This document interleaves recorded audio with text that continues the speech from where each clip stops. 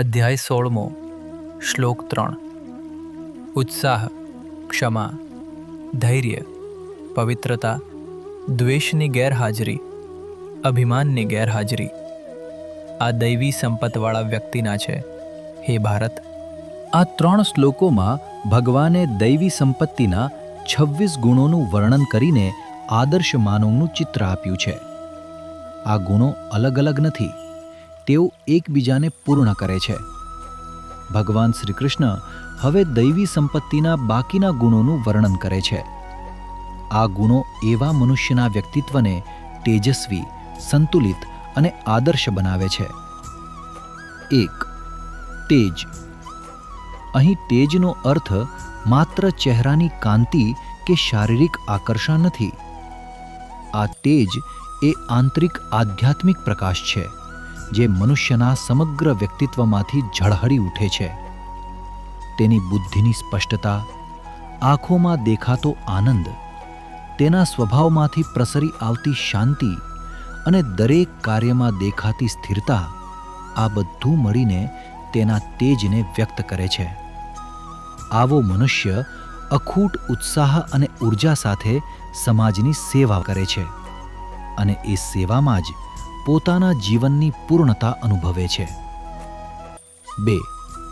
ક્ષમા.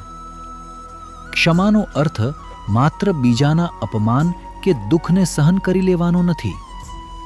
સાચી ક્ષમા એટલે વિરોધ, અપમાન અથવા કઠિન પરિસ્થિતિમાં પણ મનનું સંતુલન જાળવી રાખીને દ્વેષ વિના યોગ્ય રીતે આગળ વધવાની આંતરિક શક્તિ. ક્ષમા નબળાઈનું નહીં, પરંતુ અંતરના બળ અને મહાનતાનું પ્રતીક છે. 3. ધૃતિ. ધૃતિ એટલે અડગ મનોબળ, ધૈર્ય અને દ્રઢ સંકલ્પ. ઘણી વખત સફળતા પ્રાપ્ત થવાની થોડી ક્ષણો પહેલાં જ વ્યક્તિ હિંમત હારીને પ્રયત્ન છોડી દે છે. પરંતુ જે મનુષ્ય મુશ્કેલીઓ વચ્ચે પણ અડગ રહીને પોતાના લક્ષ્ય તરફ આગળ વધે છે, તેની અંદરની આ શક્તિને ધૃતિ કહેવામાં આવે છે. આ જ શક્તિ થાકેલા મનને ફરી ઉત્સાહ આપે છે અને સાધકને અંતિમ લક્ષ્ય સુધી પહોંચાડે છે. 4. શૌચ. શૌચનો અર્થ માત્ર શરીર કે આસપાસની સ્વચ્છતા નથી. તેમાં અંતઃકરણની શુદ્ધિ તેમજ બાહ્ય સ્વચ્છતા બંનેનો સમાવેશ થાય છે. શુદ્ધ વિચારો, નિર્મળ ભાવનાઓ અને નિસ્વાર્થ હેતુ જેટલા જ મહત્વપૂર્ણ છે, એટલી જ મહત્વપૂર્ણ છે જીવનશૈલીની સ્વચ્છતા, રહેઠાણની સ્વચ્છતા અને વ્યવસ્થિતતા. આંતરિક અને બાહ્ય બંને પ્રકારની પવિત્રતા સાથે મળીને સાચું શૌચ બને છે. 5. અદ્રોહ. અદ્રોહ એટલે કોઈના પ્રત્યે દ્વેષ, દગો કે બદલો લેવાની ભાવના ન રાખવી. જે વ્યક્તિ આપણો વિશ્વાસ કરે તેની સાથે વિશ્વાસઘાત કરવો અથવા જેણે આપણું ભલું કર્યું હોય તેની સાથે ખરાબ વર્તન કરવું, તે દ્રોહ છે. આવી વૃત્તિથી સંપૂર્ણપણે દૂર રહેવું એ અદ્રોહ છે. દૈવી સ્વભાવનો વ્યક્તિ કોઈની સામે દ્વેષ રાખતો નથી. 6.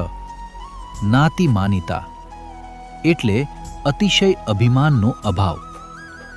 નાતિમાનિતા એટલે અહંકાર અને વધારાના ગર્વથી મુક્ત રહેવું. જે વ્યક્તિ સતત પોતાના પદ, પ્રતિષ્ઠા, સંપત્તિ અથવા જ્ઞાનનો દેખાડો કરે છે અને કહે છે, તને ખબર છે હું કોણ છું, તે અતિમાનનો શિકાર છે. દૈવી ગુણોથી યુક્ત વ્યક્તિ વિનમ્ર રહે છે. તે પોતાની મહાનતાનો પ્રચાર કરતો નથી, કારણ કે તેને ખબર હોય છે કે જે કંઈ પ્રાપ્ત થયું છે તે પરમાત્માની કૃપા અને આશીર્વાદ છે. ભગવાને આ 26 દૈવી ગુણોનું વર્ણન કરીને દૈવી સંપત્તિનું સંપૂર્ણ ચિત્ર આપ્યું છે. અગાઉના અધ્યાયોમાં આ ગુણોનો ઉલ્લેખ વિવિધ પ્રસંગોમાં થયો હતો, પરંતુ અહીં ભગવાને તેમને એકત્રિત કરીને સ્પષ્ટ રીતે રજૂ કર્યા છે. આ ગુણો કોઈ યાદી માત્ર નથી, પરંતુ દરેક સાધક માટે જીવન જીવવાની દિશા દર્શાવે છે. જે વ્યક્તિ જીવનમાં પૂર્ણતા પ્રાપ્ત કરવા ઈચ્છે છે તેના માટે આ 26 ગુણો માર્ગદર્શક છે.